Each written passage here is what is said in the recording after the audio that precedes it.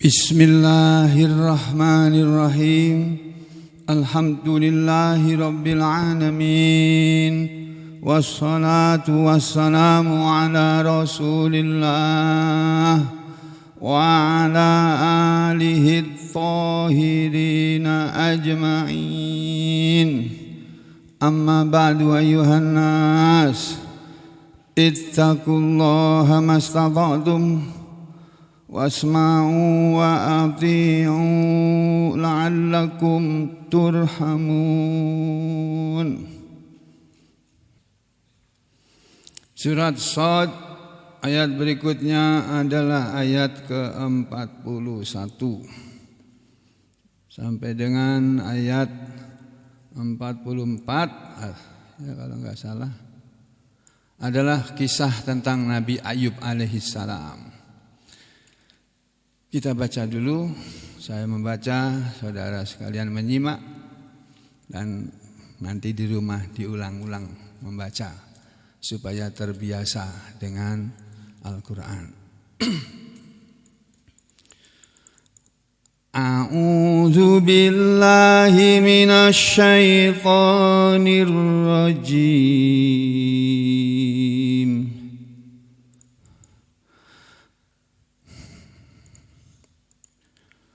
واذكر عبدنا أيوب إذ نادى ربه أني مسني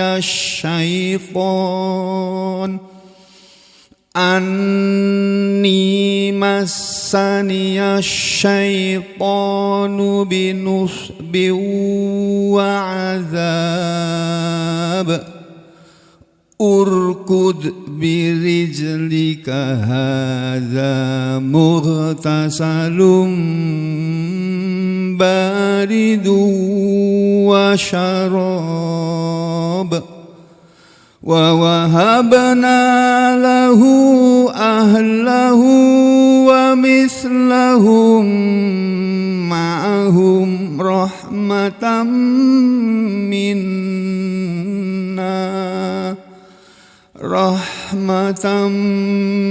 minna wa dzikra liulil albab wa khudh biyadika dirsan fadrib bihi wa la tahnas inna wajadnahu sabiran ni'mal abdu innahu awwab. Hanya dalam 4 ayat ini Allah Subhanahu wa taala berkisah kepada Nabi Muhammad sallallahu alaihi wa alihi wasallam tentang seniornya, pendahulunya yang juga merupakan Nabi dan Rasul Allah. Beliau bernama Ayub alaihissalam.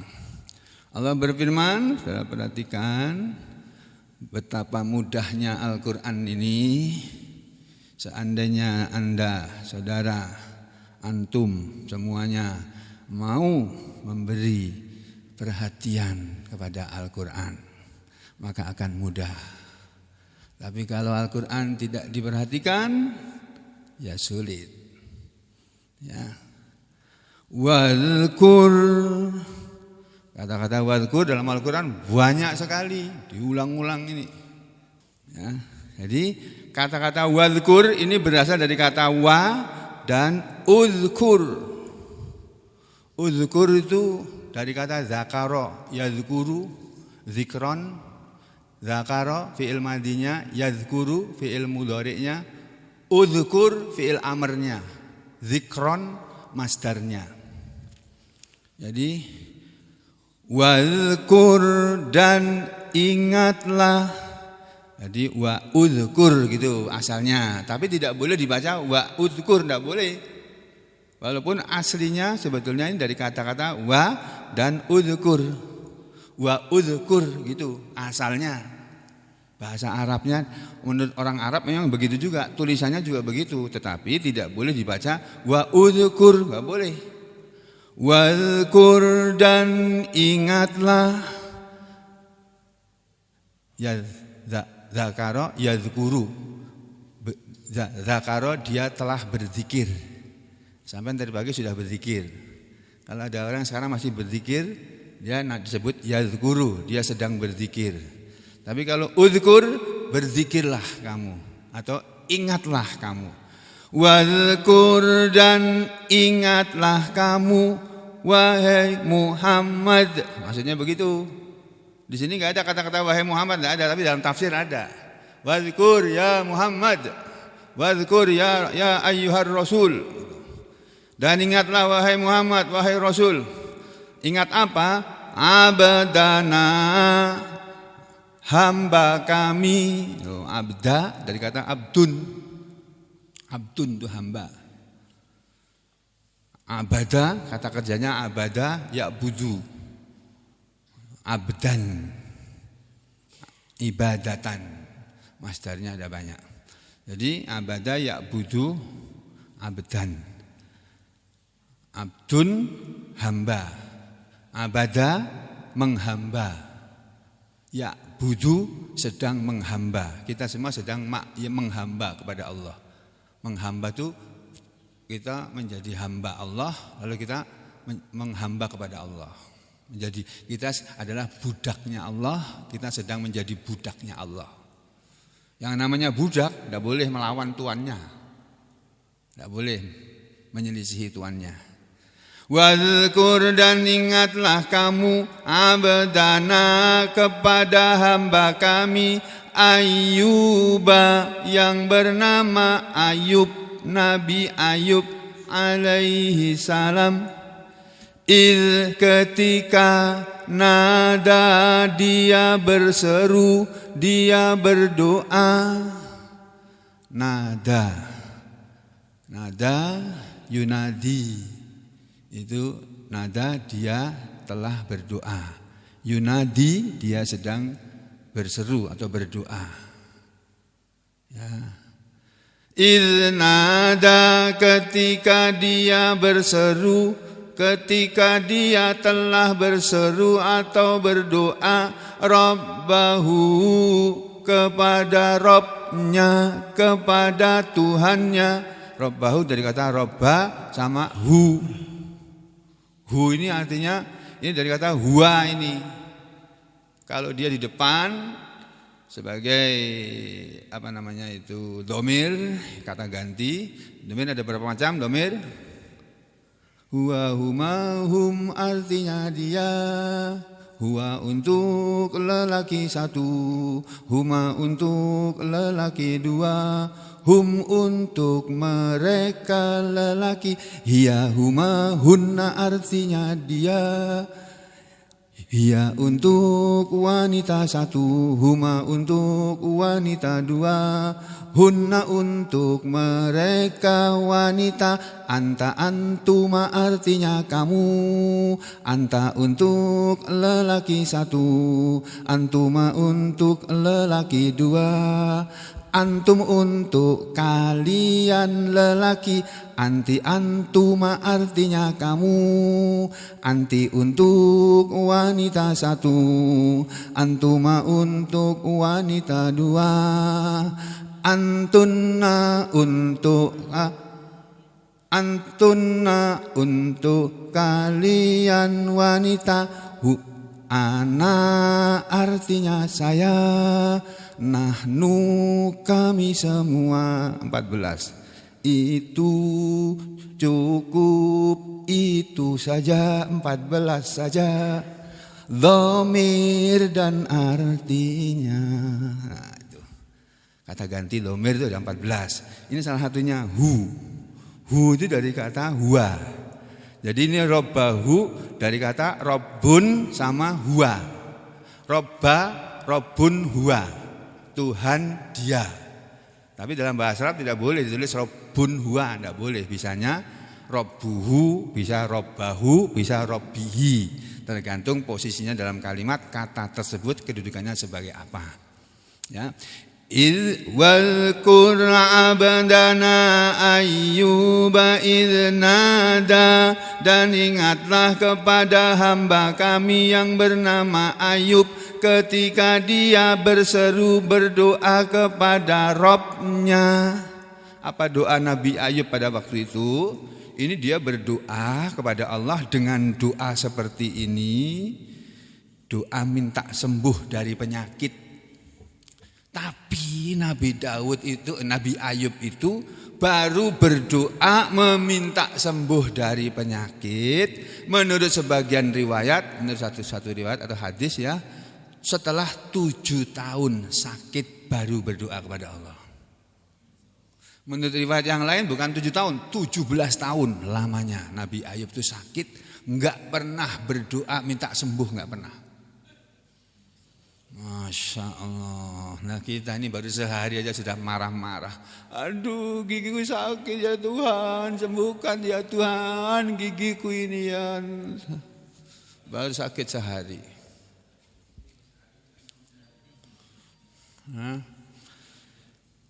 Wal abdana ayyuba idnada rabbahu, dan ingatlah kepada hamba kami yang bernama Ayub alaihi salam ketika dia menyeru Tuhannya. Ani, bahwasanya aku ya Allah. Perhatikan Pak, enggak ada doa ya Allah sembuhkanlah aku. Dia cuma bahasa Jawanya wadul. Wadul itu mengadu. Ani, wahai Rabbku, wahai Tuhanku, bahwasanya aku ini masania telah menyentuh aku. Masani dari kata masa dengan ni dari kata ana. Ana bisa ni kalau di belakang, di depan, kalau dia tempatnya di depan munfasil terpisah menjadi ana. Kalau dia muttasil menjadi ni atau i. Kitabi, bukuku, baiti, rumahku. Itu. Masani, menyentuh aku. Masa dari kata masa yamassu itu menyentuh.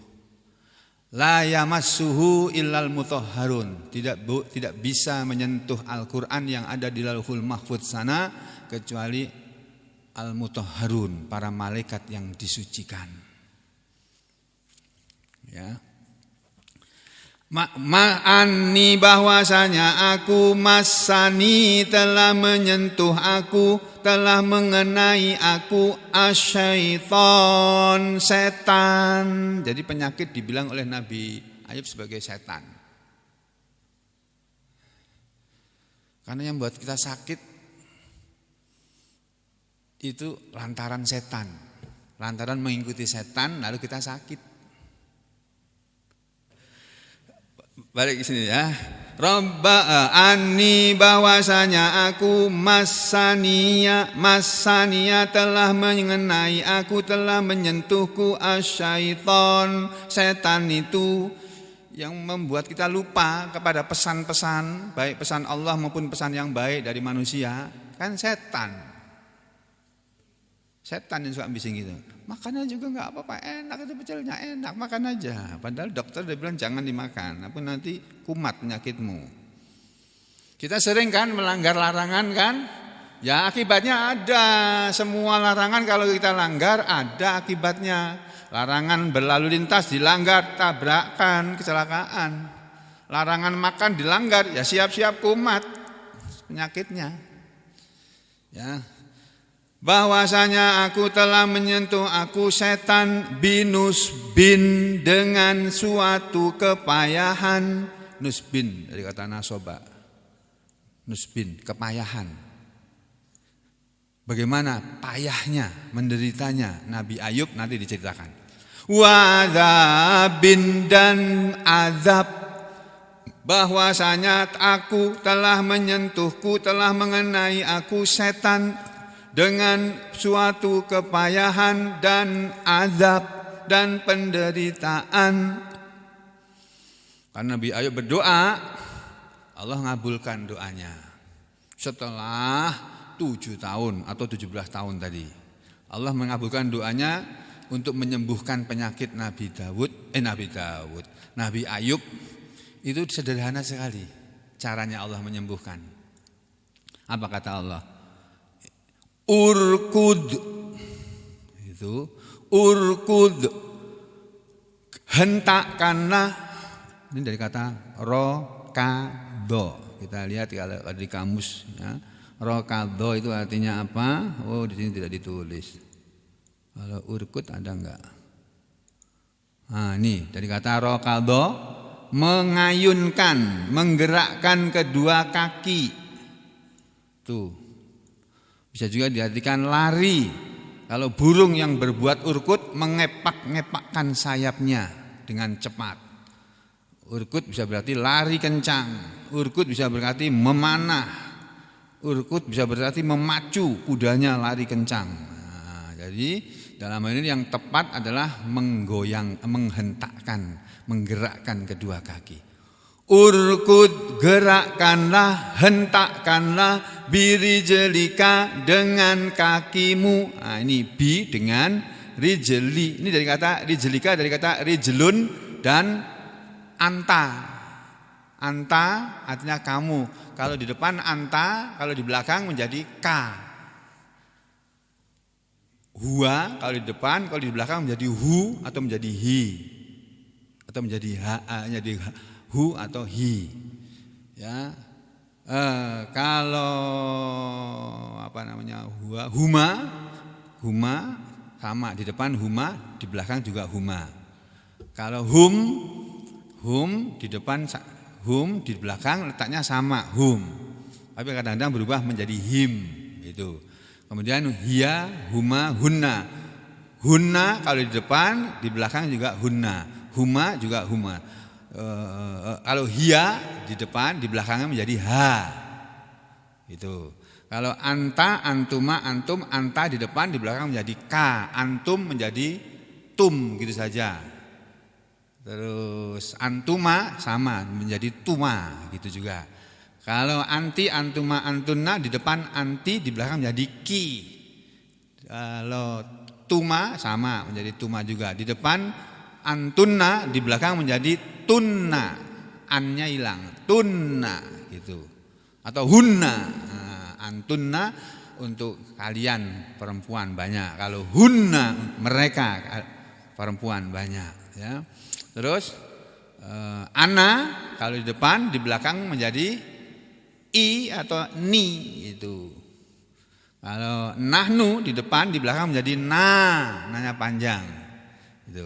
Inna sesungguhnya kami, gitu ya, sering kita dengarkan.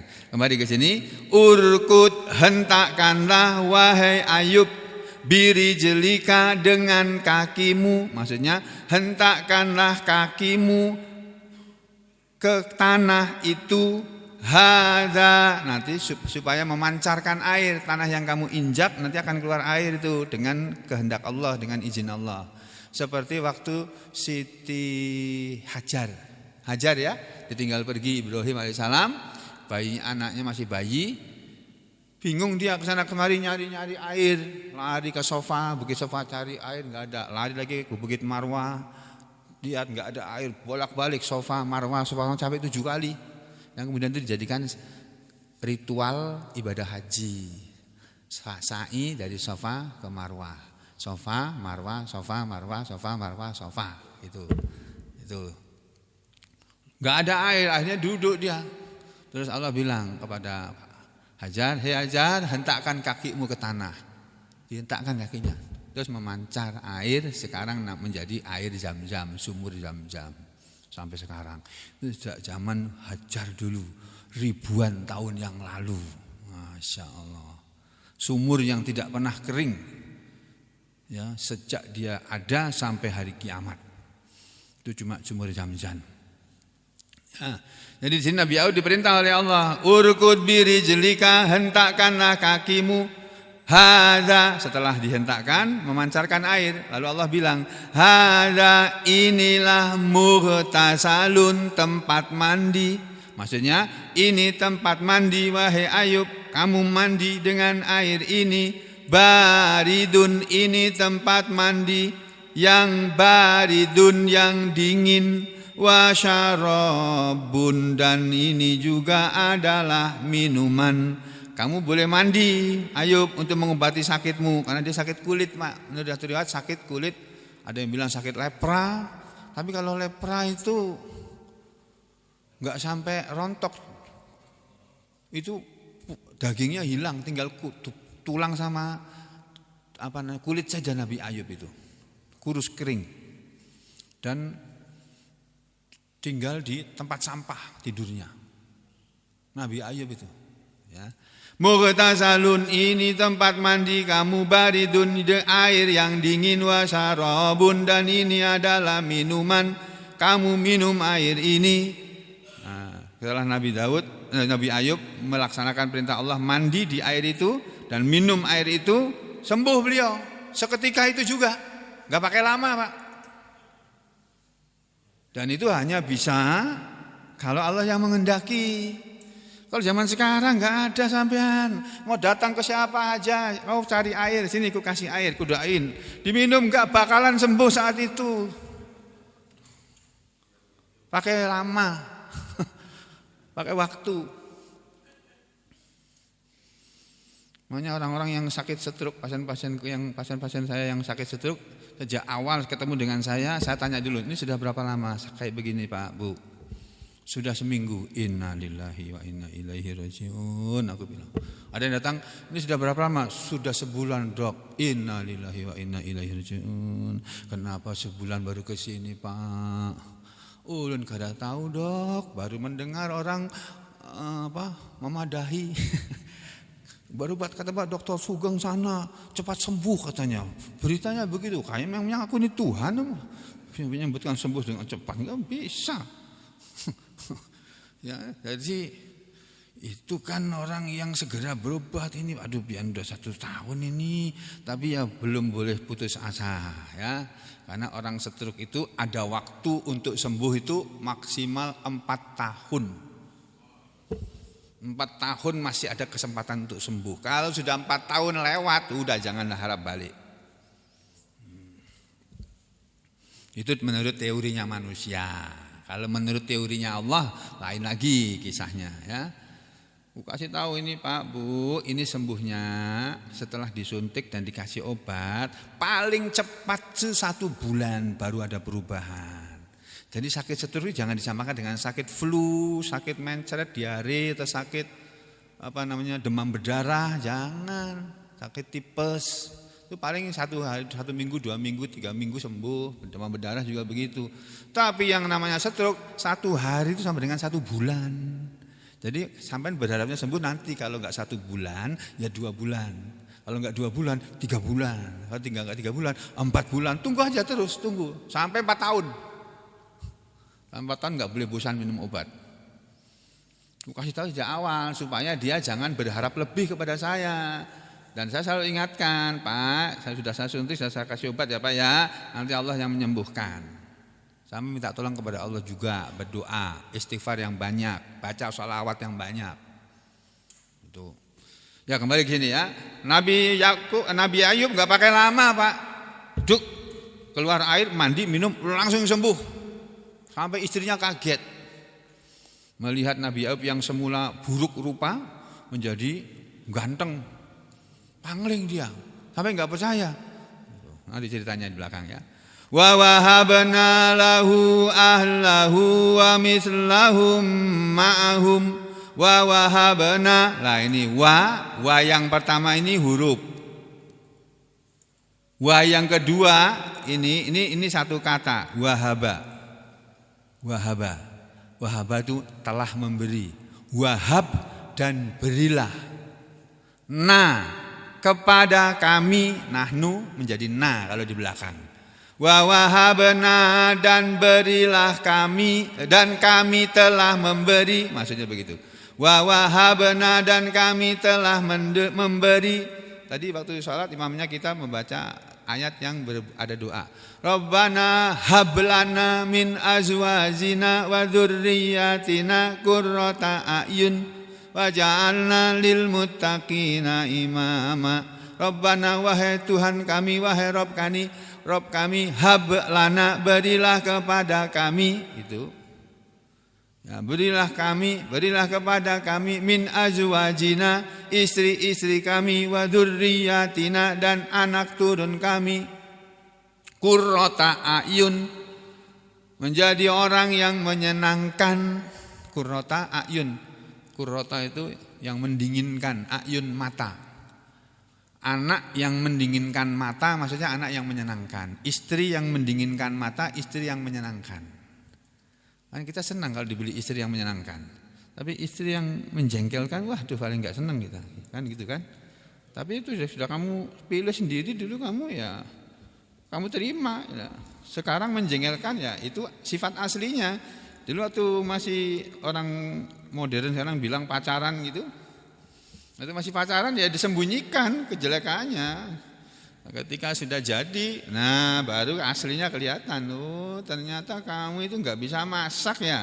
Oh iya nggak bisa masak, bisanya dimasakin. Kembali sini ya. Wa wahabna lahu ahlahu, wa wahabna, dan kami telah memberi lahu kepada dia ahlahu, keluarganya.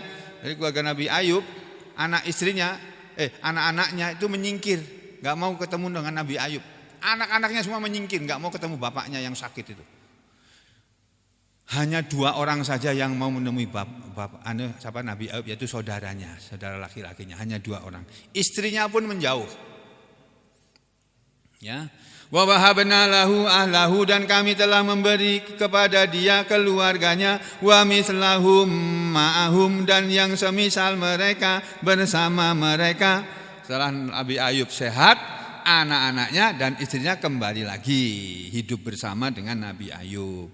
Kemudian Nabi Ayub diberi anak cucu yang bagus-bagus, yang ganteng-ganteng, yang cantik-cantik, yang baik-baik, yang kata Allah mislahum, seperti mereka, baik-baik.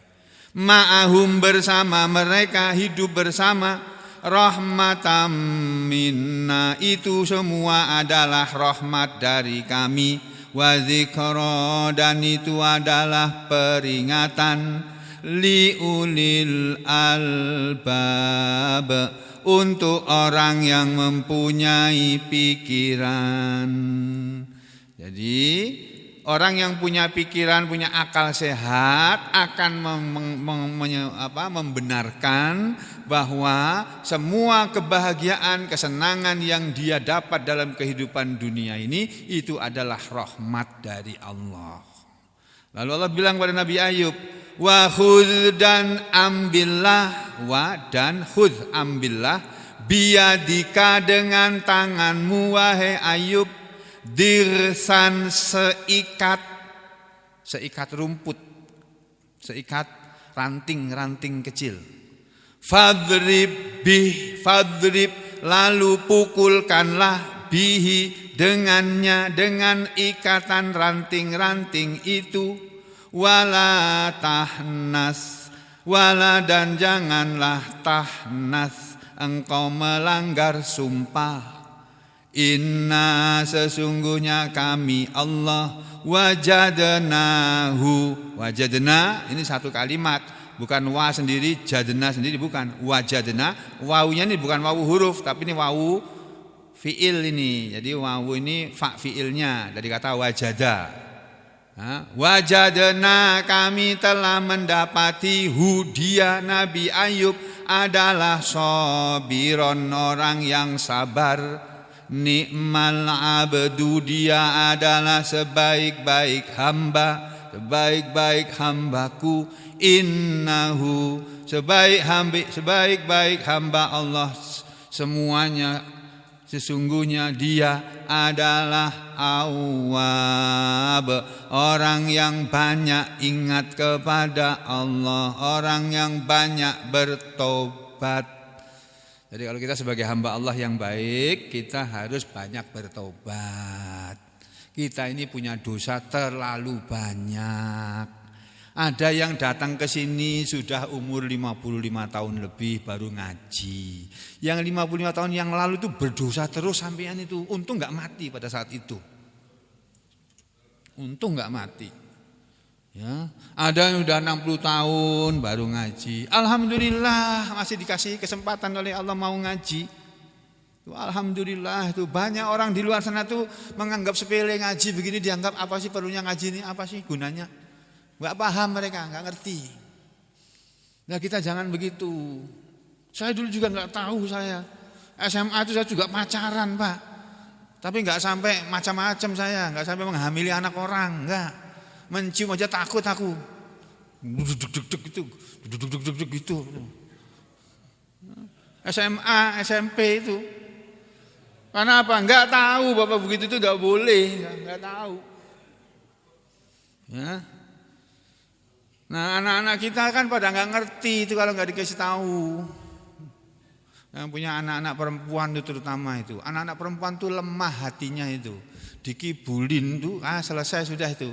Apalagi yang ngibulin tuh orang yang bengkeng, lakian yang bengkeng, ada sudah kelipuk-kelipuk, kelepek gitu kalau lagunya orang itu, kelepek.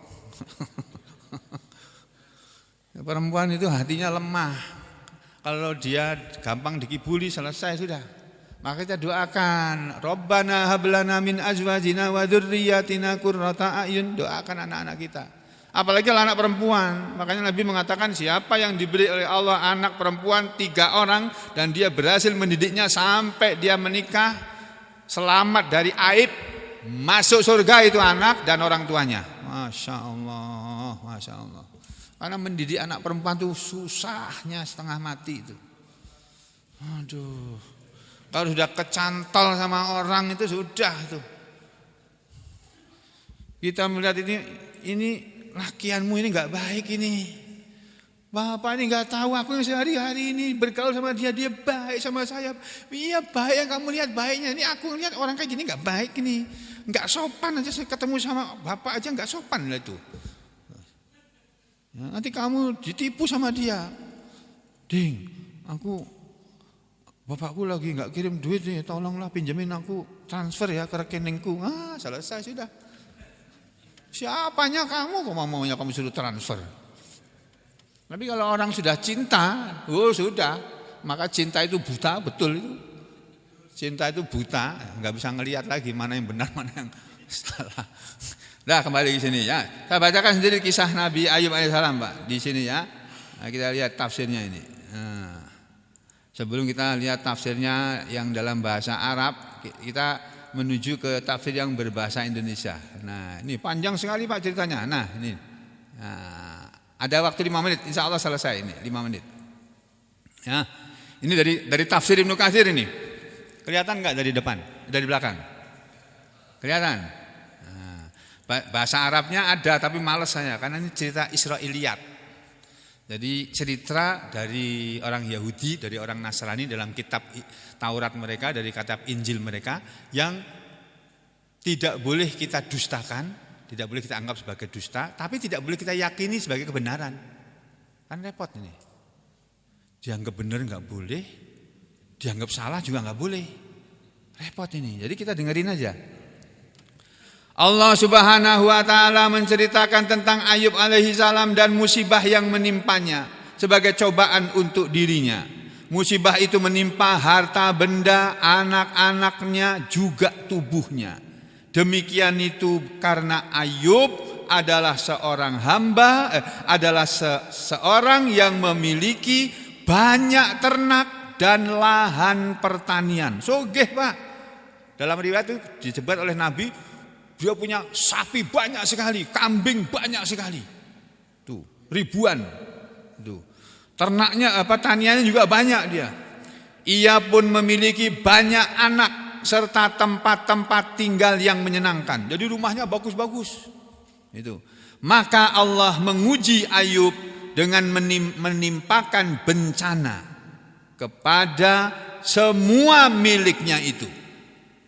Ya, jadi menimpa ternaknya, menimpa kebunnya, semuanya kena, lenyap, tiada tersisa, habis hartanya. Ternak-ternaknya pada mati, kebunnya pada terbakar. Kemudian cobaan ditimpakan pula kepada jasad atau tubuh Nabi Ayub sendiri.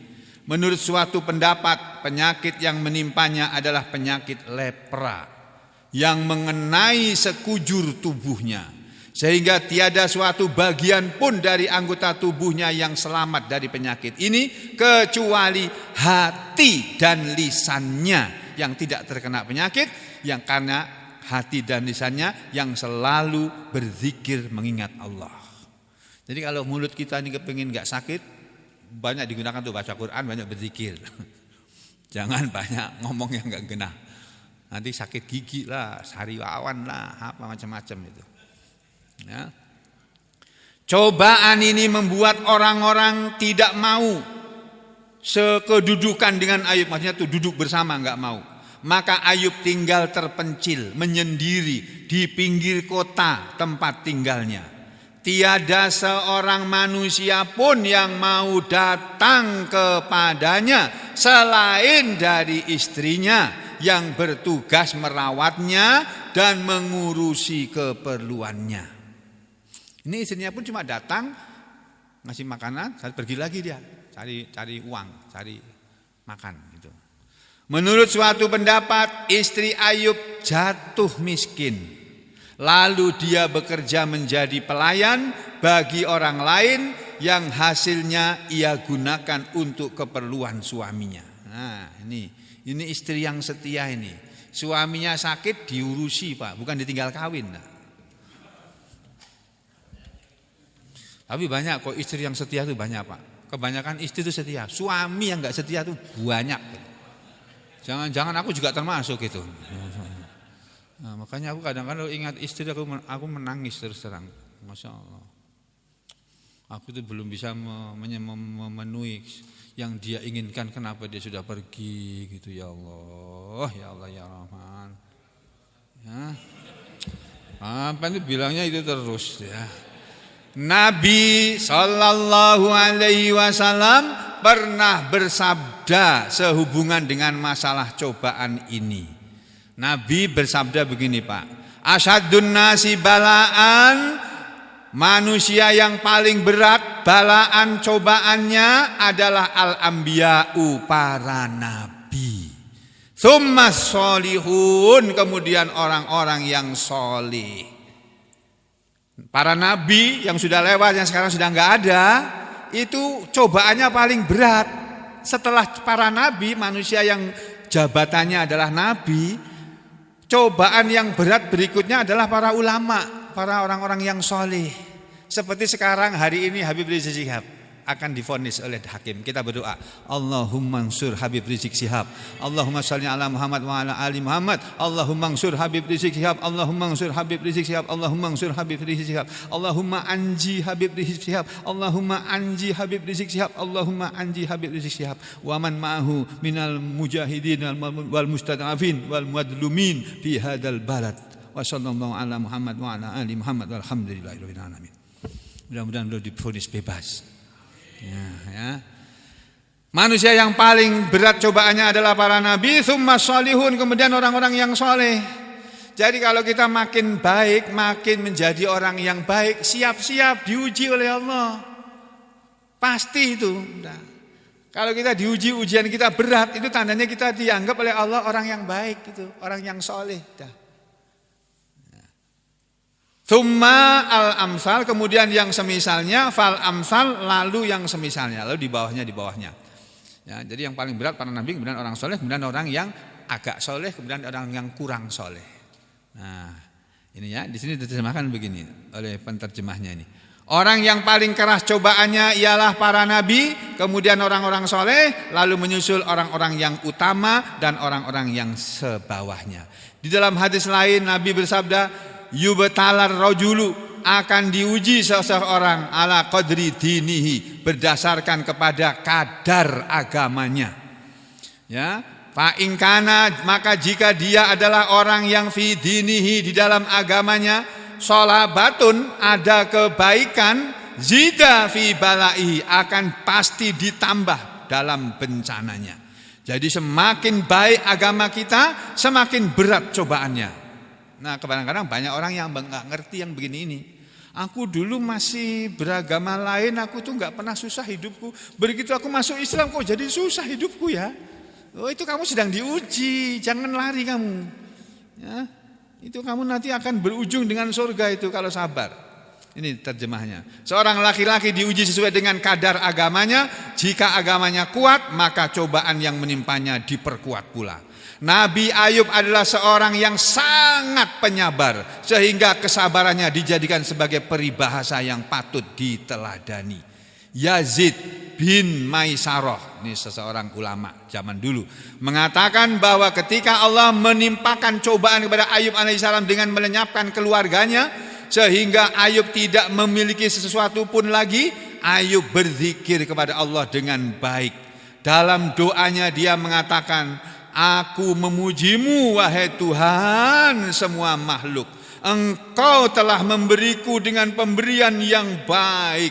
Engkau ya Tuhanku telah memberiku harta benda dan anak, sehingga tiada suatu ruang pun dalam kalbuku melainkan disibukkan olehnya. Ya Allah, aku ini sudah Engkau beri banyak anak, banyak harta, sehingga tidak ada ruang dalam hatiku kecuali karena disibukkan oleh anak, disibukkan oleh harta.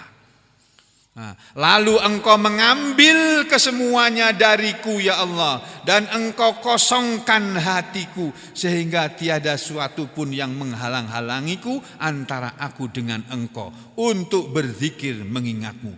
Jadi bapak-bapak, ibu-ibu, ketika Nabi Ayub dikasih penyakit, dia malah senang dia. Dulu aku kurang zikirnya kepada Allah karena banyak ngurusi anak, banyak ngurusi ternak, banyak ngurusi perkebunan. Zikirnya enggak banyak, enggak sempat, enggak banyak seperti orang yang enggak punya pekerjaan. Sekarang pekerjaanku ngurusin itu sudah hilang semuanya. Aku banyak berzikir kepadamu, ya Allah.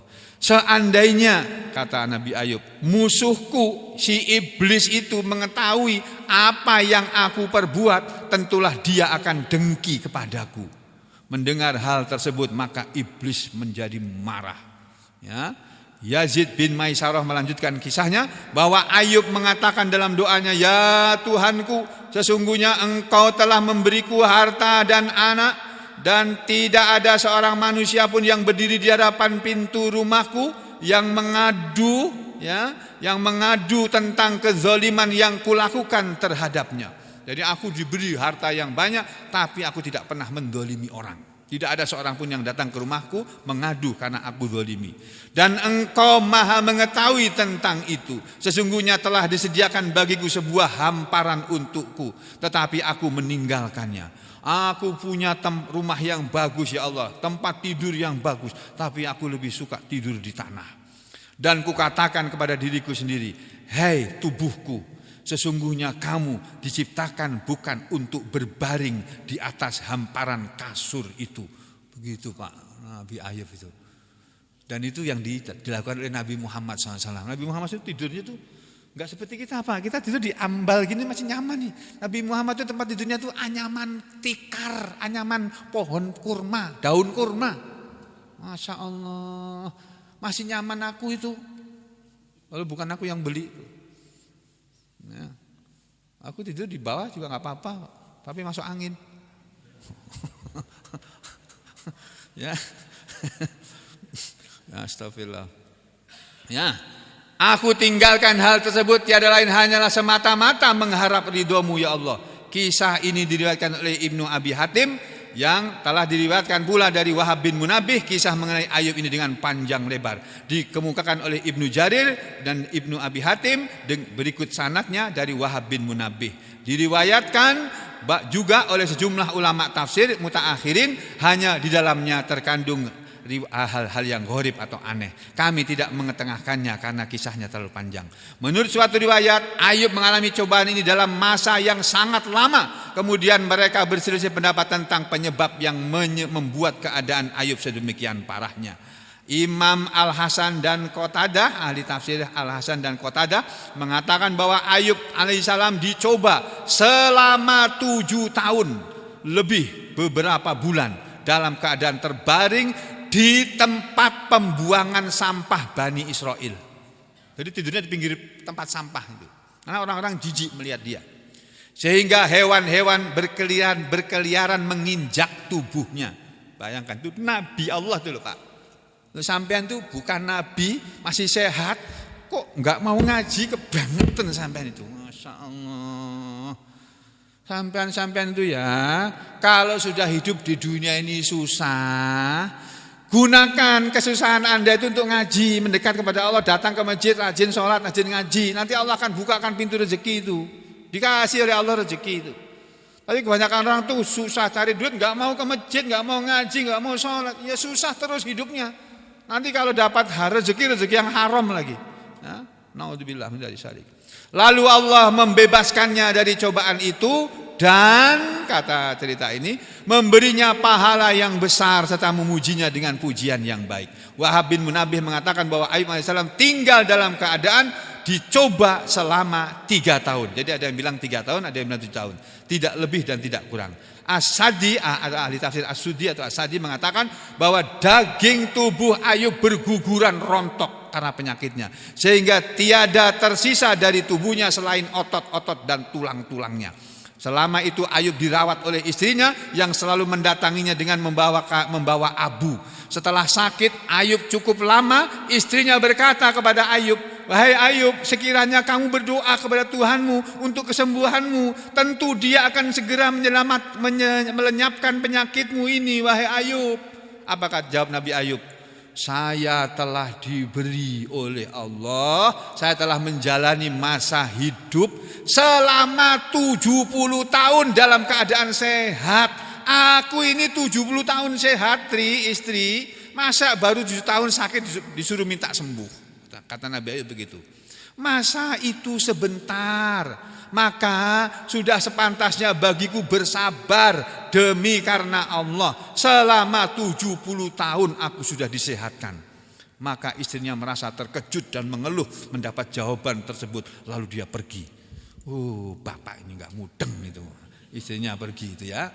Istri Ayub bekerja pada orang-orang dengan memperoleh imbalan upah. Kemudian ia datang kepada Ayub, seraya membawa hasil dari kerjanya. Lalu ia memberi makan Ayub.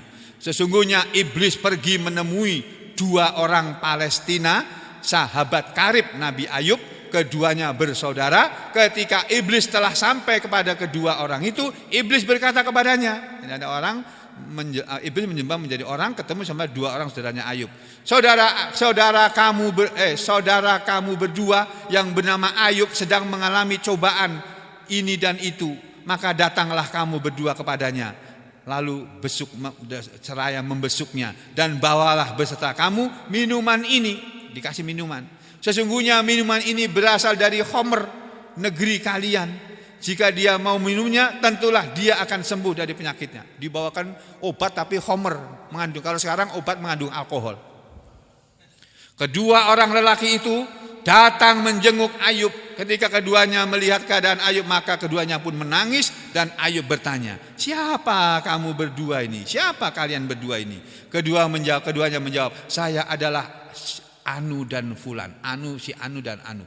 Ayub menyambut kedatangan keduanya karena ternyata adalah saudaranya dan mengatakan, "Marhaban, selamat datang dengan orang-orang yang tidak menjauhi aku di saat aku ditimpa cobaan ini, sementara orang lain menjauhi aku."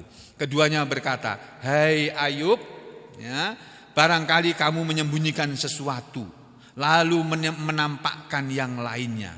Oleh karena itu Allah mengujimu dengan cobaan ini." Kamu ada menyembunyikan sesuatu apa enggak Ayub? Mungkin karena dosamu itu. Lalu Allah memberi ujian kepada kamu ini. Maka Ayub pun menunjukkan pandangannya ke langit. Lalu berkata kepada kedua saudara-saudaranya, "Dia Allah mengetahui saya, yang tidak menyembunyikan sesuatu pun di balik apa yang saya tampakkan. Tetapi Tuhanku sengaja sedang mengujiku untuk Dia lihat apakah saya bersabar ataukah mengeluh, yakni tidak sabar." Lalu keduanya berkata, "Hei Ayub, minumlah Homer yang kami bawa ini, karena sesungguhnya jika kamu minum sebagian darinya, tentulah kamu akan sembuh." Apa kata Nabi Ayub? Disuruh minum Homer. Ayub pun marah dan berkata, "Rupanya si busuk iblis itu telah datang kepada kalian berdua ya, dan menganjurkan agar menyampaikan ini kepadaku ya. kalian haram berbicara denganku.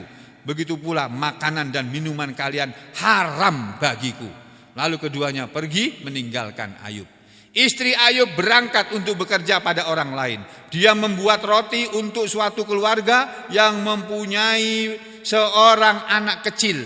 Saat roti telah masak, anak mereka masih tidur. Sedangkan mereka tidak mau mengganggu tidur anaknya. Jadi ada orang kaya punya anak, kesukaannya makan masakannya istrinya Nabi Ayub, roti. Pas sudah selesai, anaknya tidur. Orang tuanya nggak mau bangunin.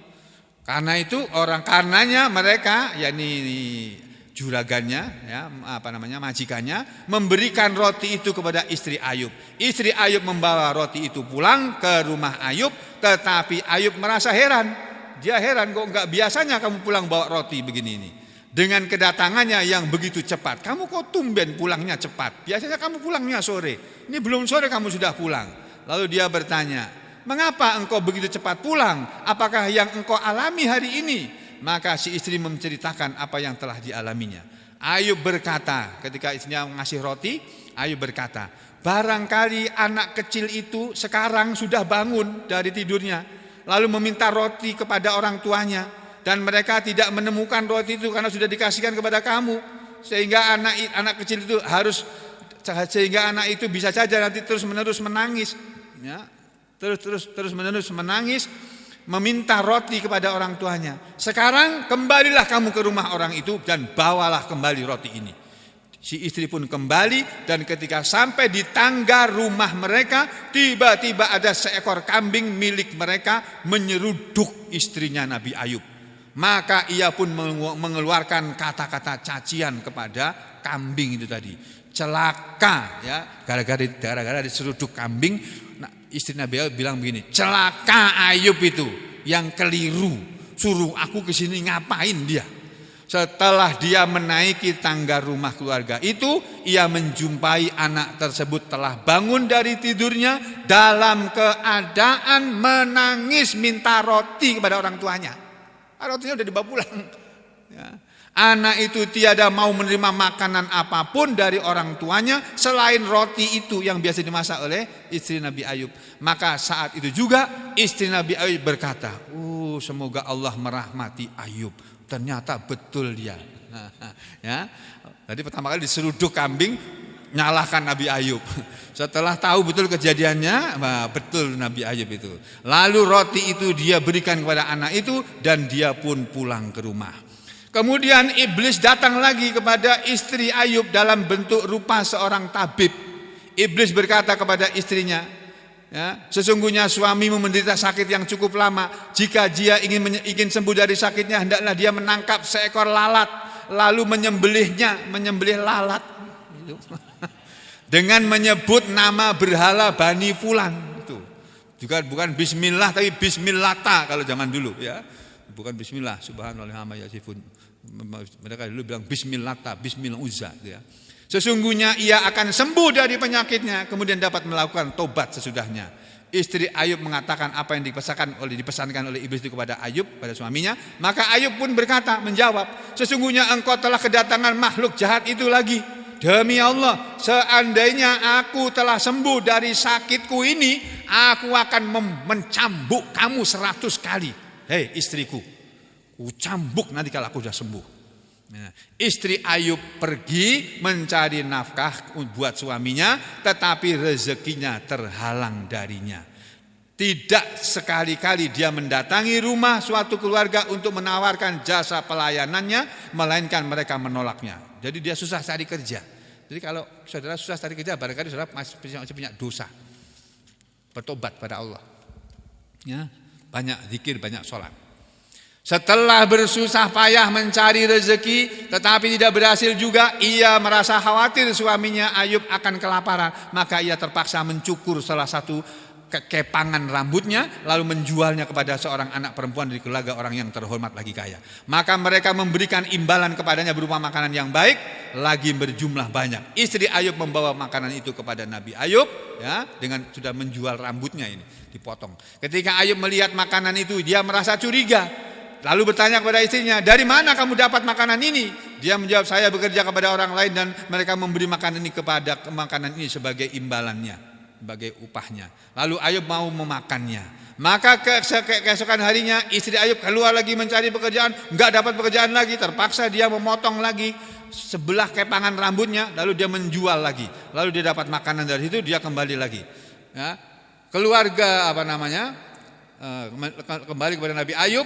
Lalu Nabi Ayub bertanya lagi, demi Allah, kata Nabi Ayub, saya tidak mau memakannya sebelum aku ketahui dari mana makanan ini kamu dapat. Maka istri Ayub pun membuka kerudungnya yang menutupi kepalanya. Jadi zaman dulu sudah pakai kerudung, Pak, ya, sudah pakai jilbab juga. Ketika Ayub melihat rambut istrinya dicukur, dia merasa terpukul dan merasa sedih amat sangat. Maka pada saat itulah Nabi Ayub berdoa kepada Allah seperti yang disebutkan dalam firman-Nya yang tadi di atas tadi, ya. Ya Allah, anni masanya dur, an masanya syaitan dan seterusnya. Nanti kita sambung pada kesempatan yang lain, insya Allah. Mudah-mudahan Allah memberi kepahaman pada kita semuanya, memberi kesabaran, tetap menuntut ilmu, memberi keikhlasan dalam mengamalkannya, memberi kesehatan, kekuatan, kemudahan, keberuntungan, ya, kelapangan rezeki, kemudahan bekerja, kemudahan mendapatkan rahmat Allah, diberi istiqomah serta husnul khatimah. Amin ya rabbal alamin. Wa aqulu qauli hadza astaghfirullah li wa lakum. Allahumma taqabbal minna innaka antas samiul alim wa tub alaina innaka antat tawwabur rahim. Wa sallallahu ala Muhammadin wa ala ali Muhammad walhamdulillahi rabbil alamin.